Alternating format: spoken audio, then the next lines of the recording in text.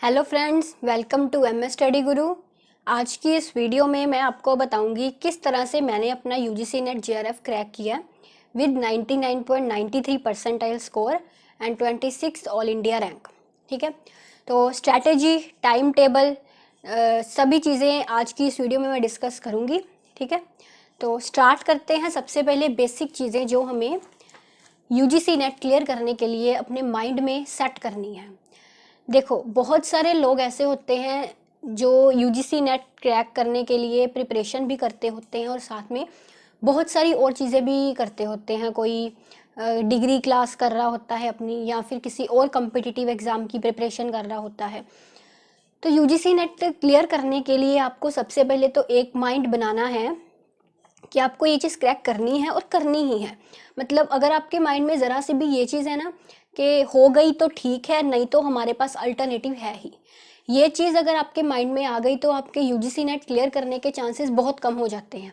इसीलिए आपको अपने माइंड में ये चीज़ नहीं रखनी कि अगर क्लियर हो गया तो भी ठीक है, अगर नहीं हुआ तो हमारे पास अल्टरनेटिव, इसका सब्सटीट्यूशन तो है ही हमारे पास। कुछ और, कोई और गवर्नमेंट एग्ज़ाम भी हम कर रहे हैं या कोई और मास्टर क्लास लगा रहे हैं तो उसके बाद कोई जॉब कर लेंगे। मतलब कोई और अल्टरनेटिव आपको अपने माइंड में नहीं रखना। अगर आपको यूजीसी नेट क्रैक करना है तो आपको यही रखना है कि यही क्रैक करना है। अगर नहीं हुआ तो बहुत बड़ी प्रॉब्लम हो जाएगी, इसे क्रैक करना ही पड़ेगा। ठीक है, ये चीज़ आपको अपने माइंड में बिठानी है। मेरा यूजीसी नेट का जो एग्ज़ाम था वो थर्ड अटैम्प्ट में क्लियर हुआ था। पहली 2 अटैम्प्ट्स में मेरा नेट भी नहीं हुआ था।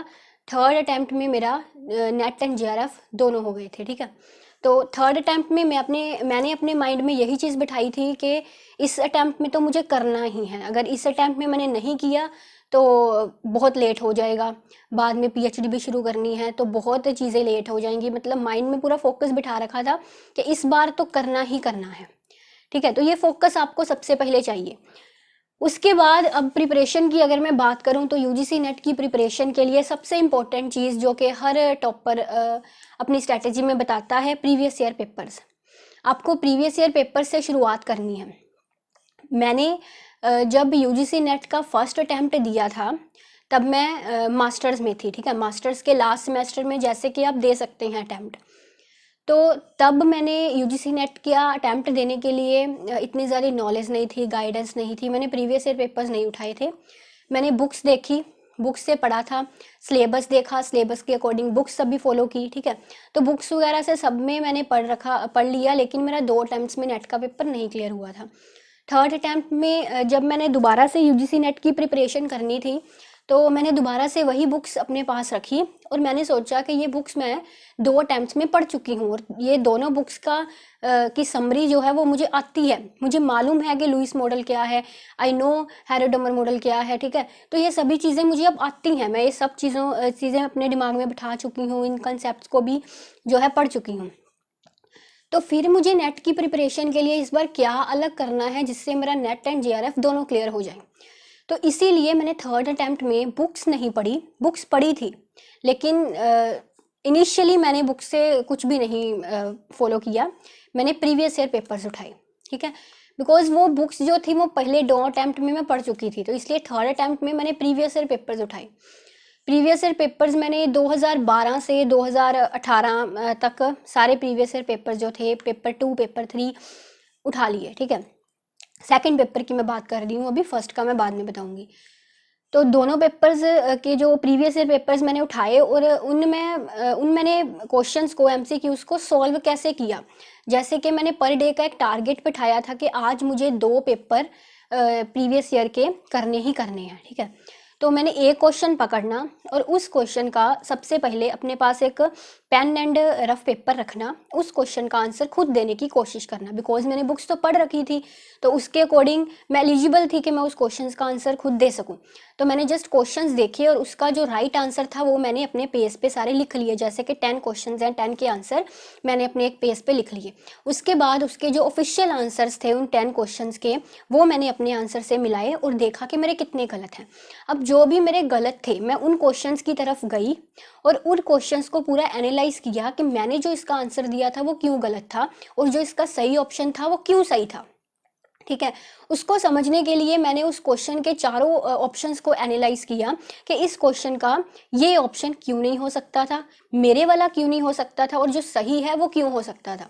ठीक है, उसका एक एक ऑप्शन मैंने एनालाइज किया, और जो भी उसके चारों ऑप्शंस थे उन चारों ऑप्शंस को डीपली मैंने समझा नेट की मदद से, यूट्यूब की हेल्प से।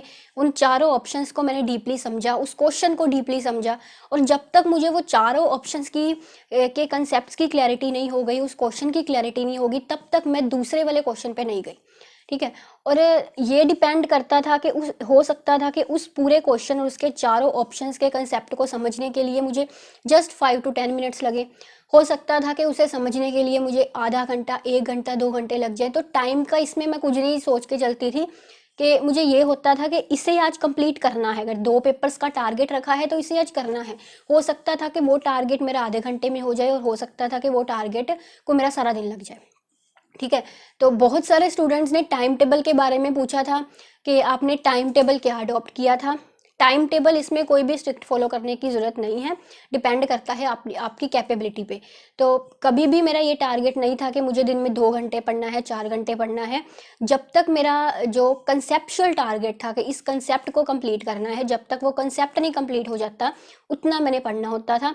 हो सकता था वो कंसेप्ट आधे घंटे में हो जाए, हो सकता था उस कंसेप्ट को सारा दिन लग जाए। ठीक है, मैं यूजीसी नेट जब के लिए प्रिपरेशन कर रही थी, तब मैं खालसा कॉलेज चविंडा देवी अमृतसर में एज असिस्टेंट प्रोफेसर भी एडहॉक में काम करती थी। तो उसके अलावा मैं रिसर्च पेपर्स भी अपने लिख रही थी एंड अपने चैनल पे भी वर्क कर रही थी। तो मेरे पास बहुत ज़्यादा टाइम नहीं होता था दिन का। दिन के 2 से 3 घंटे मेरे पास हार्डली होते थे कि मैं स्टडी को दे सकूं, बिकॉज़ कॉलेज टाइम में हमारे जो लेक्चर्स होते थे 4 to 5 लेक्चर्स देने के बाद हमारे पास काफ़ी फ्री टाइम होता था, हम पढ़ सकते थे। तो उस टाइम का मैंने यूटिलाइजेशन किया और लाइब्रेरी में जाके उसी टाइम में मैं यूजीसी नेट की प्रिपरेशन करती थी। तो ये तो भी बात रही प्रीवियस ईयर पेपर्स की, एंड सबसे इम्पोर्टेंट बात कि आपको प्रीवियस ईयर पेपर्स के क्वेश्चंस को किस तरह से सॉल्व करना है, किस तरह से उनके एक एक ऑप्शन के आपको कंसेप्ट को समझना है। ठीक है, अच्छा, तो प्रीवियस ईयर पेपर्स की एक और बात बता दूं कि जब मैंने एक बार ये सारे 2012 से लेके 18 तक के प्रीवियस ईयर पेपर सॉल्व कर लिए थे, जो भी मेरे गलत मैंने आंसर्स किया था उनको भी मैंने समझ लिया था। उसके बाद जब यूजीसी नेट के एग्ज़ाम को 15 to 20 डेज़ बचे थे, तो दोबारा से मैंने 2012 से प्रीवियस ईयर्स उठाए और दोबारा से उन्हें सॉल्व ऐसे ही सेम करना शुरू किया। और 2012 से 2019 के सॉल्व करने में तब मुझे बहुत कम टाइम लगा, और मेरे 70 to 80% क्वेश्चन जो थे पेपर 2 के वो ठीक थे, बहुत कम उसमें गलत आए थे। ये चीज़ मैंने सेकंड टाइम रिवीजन के लिए की थी। ठीक है, अच्छा, उसके बाद अब बात करते हैं नोट्स एंड स्टैंडर्ड बुक्स की।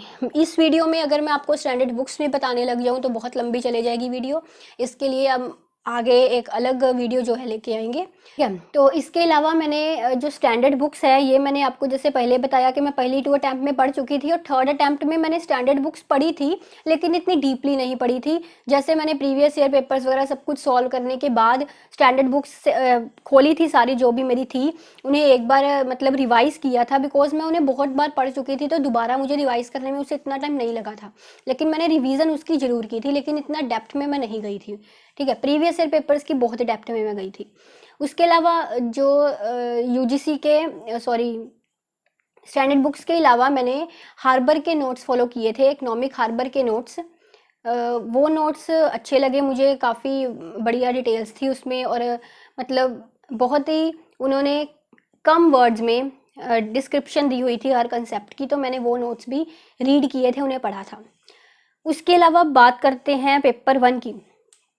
पेपर 1 की अगर मैं बात करूं तो इसमें मैं थोड़ी वीक थी, मे बी जो फर्स्ट 2 अटैम्प्ट थी मेरी इसीलिए नहीं क्लियर हो पाई थी। पेपर 2 में मेरे अच्छे मार्क्स आ जाते थे, लेकिन पेपर 1 में नहीं होता था इतना अच्छा। तो मैं ये चीज़ समझ चुकी थी थर्ड अटैम्प्ट में कि मुझे पेपर 1 की एक बार कोचिंग की लोड है, एक बार इसकी क्लासेस की ज़रूरत है, उसके बिना शायद मैं पेपर 1 में अच्छा स्कोर नहीं कर पाऊँगी।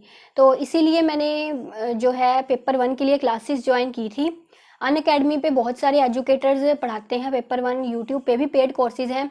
आई डोंट नो कि आपके लिए कौन सा अच्छा होगा, एंड हो सकता है जो मैंने फॉलो किया था जिस एजुकेटर को, उससे भी अच्छे एजुकेटर अवेलेबल हों, पढ़ाते हों।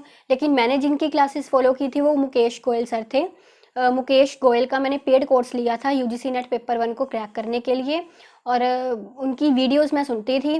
पेपर 2 के प्रिपरेशन के साथ साथ मेरा एक दिन में ये भी टारगेट होता था कि मैंने जो वीडियोस लेक्चर्स मुझे रोज़ प्रोवाइड होते हैं, वो वीडियोस जो है रोज़ की 2-3 अगर आती हैं तो 2-3 वीडियोस मुझे सुननी है, और साथ साथ में उन्हें कॉपीज़ पे पिन पॉइंट्स नोट डाउन करने हैं। यहाँ पे ये बहुत इंपॉर्टेंट बात है, आपके खुद के नोट्स, चाहे वो पेपर 2 है चाहे पेपर 1 है, आपके खुद के नोट्स बहुत इंपॉर्टेंट है इस एग्ज़ाम को क्लियर करने के लिए। जितने कम वर्ड्स में एंड जितनी क्लैरिटी से आप खुद अपने नोट्स बना सकते हैं, उतनी क्लैरिटी या उतने कंसेप्ट्स की क्लैरिटी आपको शायद बुक्स में पढ़ के ना हो सके। आपके नोट्स बहुत इंपॉर्टेंट इसमें रोल प्ले करते हैं। एक इसका ये भी रीज़न है कि एक ऑब्जेक्टिव जो है ऑब्जेक्टिव पेपर है। अगर सब्जेक्टिव पेपर हो तो उसमें मैं शायद नहीं रिकमेंड करूँगी कि आप अपने नोट्स बनाएं, लेकिन ऑब्जेक्टिव पेपर में नोट्स बनाना बहुत फ़ायदेमंद रहता है। आप कई बातों को अपनी समझ के अकॉर्डिंग, कैसे वो आपको समझ आती है, किस एग्ज़ाम्पल से आपके दिमाग में वो कंसेप्ट बैठा हुआ है, उस एग्ज़ाम्पल के साथ उस कंसेप्ट को लेके नोट्स बना सकते हैं। नोट्स में मैंने मेरी बहुत हेल्प की थी। मैंने पेपर 2 के सेपरेटली नोट्स बनाए थे, और जो जो चीज़ें मुझे पता थी कि ये चीज़ें मुझे याद भूल सकती हैं, ठीक है, ऐसे बहुत सारी चीज़ें हैं, जैसे हमें ईयर्स याद रखने पड़ते हैं, किस राइटर की, किस इकोनॉमिस्ट की, किस ईयर में कौन सी बुक आई थी, या फिर जो भी WHO है, सॉरी WTO है, गैट है, उसके बाद हमारा एक्ट है जो कम्पिटिटिव एक्ट है, मोनोपली एक्ट है, मोनोपली ट्रेड रिस्ट्रिक्टिव पॉलिसी वाला एक्ट है, ठीक है। तो ये सभी एक्ट्स वगैरह जो थे, FRBM एक्ट है, इनकी डेट्स हमें याद रखनी थी, तो वो डेट्स भूलती हैं, हर किसी को भूलती हैं।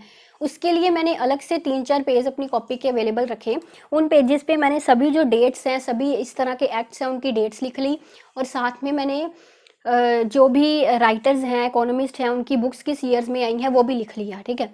तो वो जो डेट्स थी एंड जो वो राइटर की बुक्स की थी और उनके ईयर्स थे, इनको मैं हफ्ते में 2-3 बार ज़रूर पढ़ा करती थी पेपर में, चाहे अभी 3-4 महीने पढ़े थे, लेकिन मैं उसे हफ्ते में 2-3 बार ज़रूर पढ़ती थी। ऐसे होता था कि दिमाग में वो डेट्स जो थी वो पक्की हो जाती थी, और पेपर आने तक वो एकदम पक्की हो जाती थी दिमाग में, ठीक है।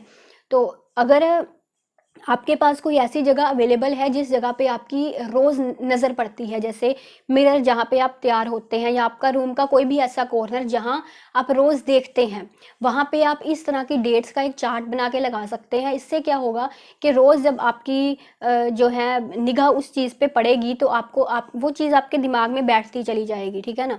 तो फार्मूले दिमाग में बिठाने का या डेट्स दिमाग में बिठाने का भी एक यही बहुत अच्छा तरीका होता है, और बहुत ही कारगर सिद्ध होता है, ठीक है। तो पेपर 1 एंड पेपर 2 दोनों के मैंने नोट्स बनाए थे।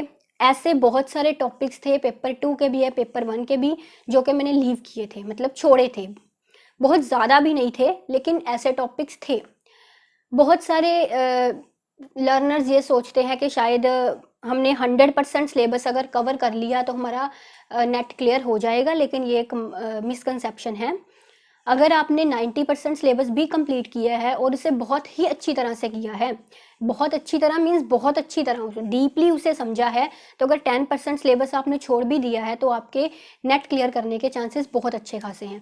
लेकिन वही आपने अगर 100% सिलेबस जो है प्रिपेयर किया है, लेकिन बहुत ज़्यादा डीपली या बहुत ज़्यादा अच्छी तरह से नहीं किया, तो आपके नेट क्लियर करने के चांसेस कम हो जाते हैं। इसीलिए अगर आपको कोई भी 2-3 ऐसे टॉपिक्स पेपर 2 में लगते हैं कि शायद ये आपसे नहीं हो पाएंगे, ये आपके लिए बहुत ही डिफ़िकल्ट है, तो प्लीज़ उस पर अपना ज़्यादा टाइम वेस्ट मत कीजिए, ठीक है। उस टाइम को दूसरे टॉपिक्स को डीपली समझने में लगा दीजिए, लेकिन उस कंसेप्ट को फिर छोड़ दीजिए जो कि आपको लग रहा है कि ये तो मुझसे होगा ही नहीं, उस पर टाइम वेस्ट मत कीजिए। अगर 90% सिलेबस भी करेंगे, अच्छी तरह से करेंगे, तो आपका पेपर हो जाएगा, ठीक है।